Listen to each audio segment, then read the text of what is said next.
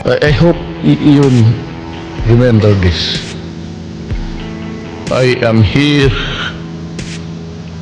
because I love my country and I love the Filipino people.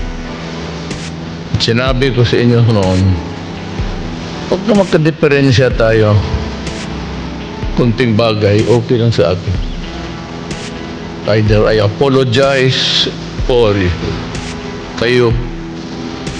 Pero sabi ko, huwag lang ang bayan. Kasi pag bayan na, wala na tayong pinag-usapan. It's a country. Now, if I do not make it to the finish line at the end of my term, malawak pa yan eh. It's yung swerte ng tao, it's ordained by destiny. And if my destiny says that hanggang dyan lang ako, ba't hingiin ko lang sa inyo ito?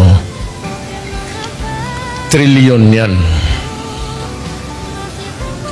Kaya ang hingiin ko sa military pati police, you are one of the pressure group ni democracy. The other one are the Congress. Pero huwag kayong pumayag na hindi ma-recover ng bayan ang ninakaw nila.